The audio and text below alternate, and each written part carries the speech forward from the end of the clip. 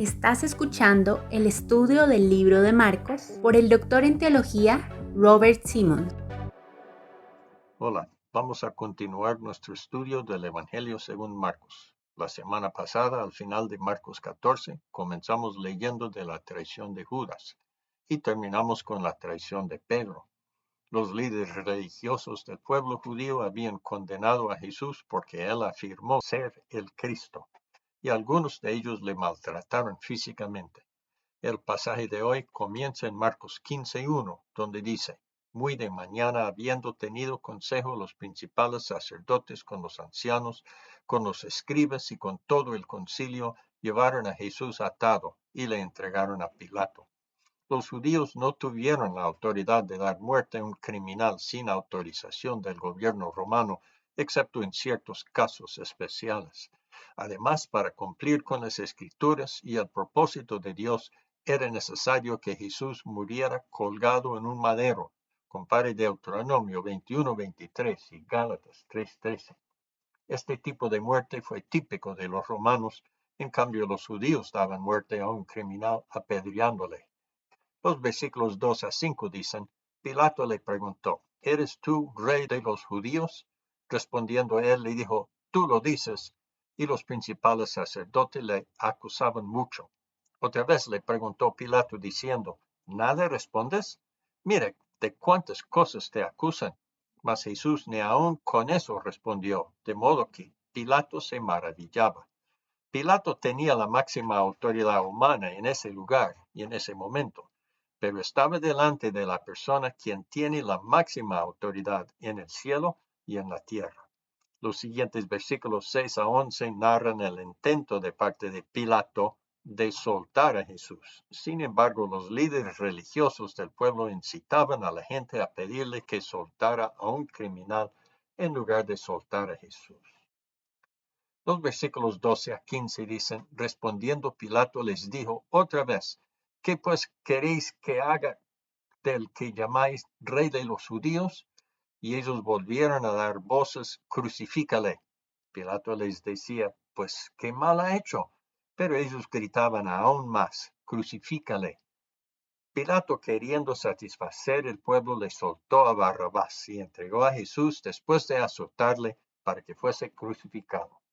Pilato estaba convencido de la inocencia de Jesús, pero se dejó presionar por la gente, entregando a Jesús al castigo físico y después a la cruz. Versículos 16 a 25 narran cómo los soldados maltrataron a Jesús. Sin que ellos supieran, cumplieron así varias profecías. Marcos nota el cumplimiento de Isaías 53:12 en los versículos 27 a 28, donde dicen: Crucificaron también con él a dos ladrones, uno a su derecha y el otro a su izquierda. Y se cumplió la escritura que dice: y fue contado con los inicuos. Los versículos 29 a 32 narran el cumplimiento de otras profecías. Luego el versículo 33 dice: Cuando vino la hora sexta, hubo tinieblas sobre toda la tierra hasta la hora novena.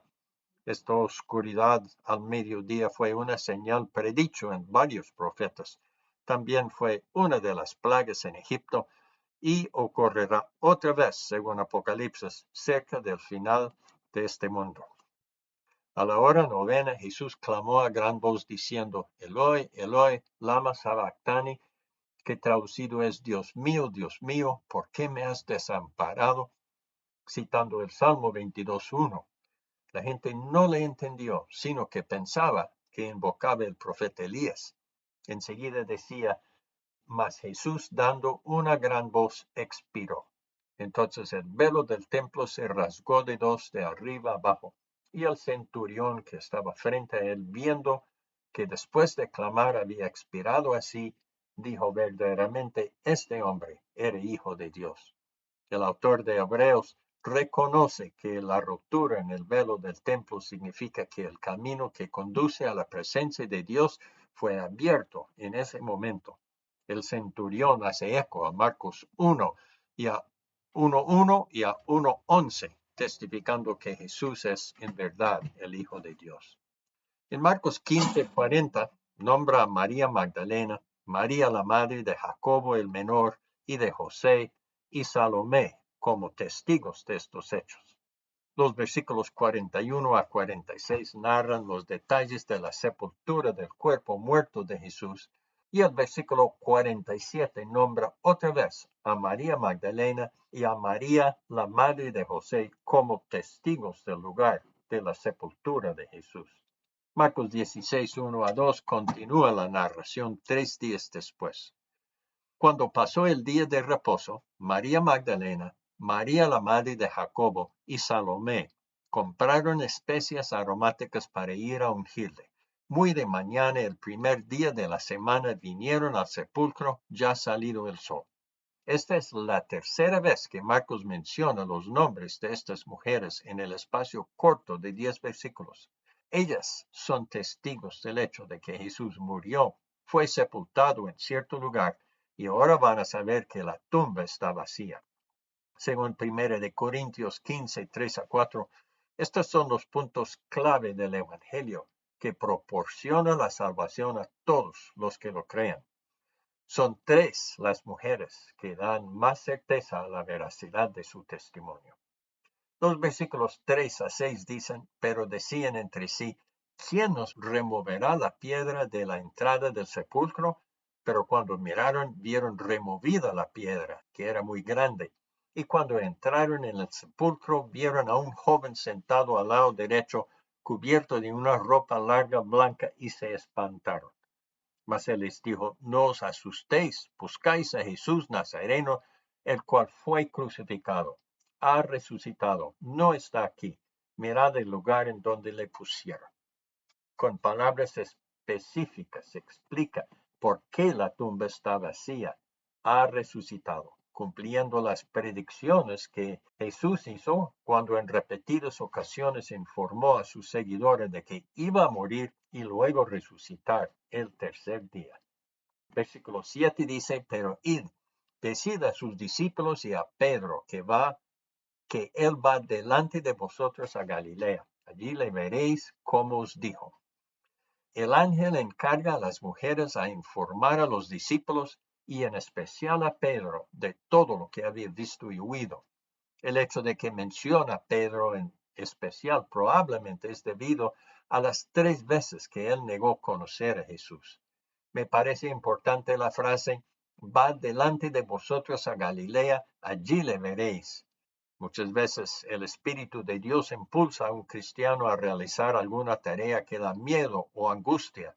Muchas veces en la vida cristiana el creyente puede sentir incapaz e insuficiente para la tarea que el Espíritu le pone. Sin embargo, esta frase, allí le veréis, da a entender que cuando va a cumplir con la tarea asignada, encontrará a Jesús ya presente y obrando en el lugar a donde fue enviado. Versículo 8 dice, y ellos se fueron huyendo del sepulcro, porque les había tomado temblor y espanto. Ni decían nada a nadie, porque tenían miedo. Este probablemente es el último versículo que Marcos escribió. Todas nuestras versiones de la Biblia contienen otros versículos, pero los manuscritos más antiguos y confiables terminan aquí. Este versículo da a entender que las mujeres no obedecieron al ángel en forma inmediata. Sabemos de otros evangelios que al fin ellas sí predicaron las buenas nuevas del evangelio a los apóstoles. Cristo resucitó y vive. Es notable que en esa cultura bastante patriarcal, Dios encargó a las mujeres la tarea de ser las primeras en predicar el evangelio a hombres tan importantes como los 11 apóstoles. La semana entrante estudiaremos los últimos versículos 9 a 20 de Marcos 16 y trataremos de resumir la enseñanza de este libro. Demos gracias a Dios por enviar a su Hijo para dar a su vida en rescate por nosotros. Dios Todopoderoso, gracias que Jesucristo vino y vivió entre nosotros acá en la tierra. Gracias por esa vida perfecta, sin pecado, y que Él entregó esa vida para rescatarnos a nosotros de nuestros pecados, para reconciliarnos contigo. Gracias, Dios. En el nombre de Cristo Jesús. Amén.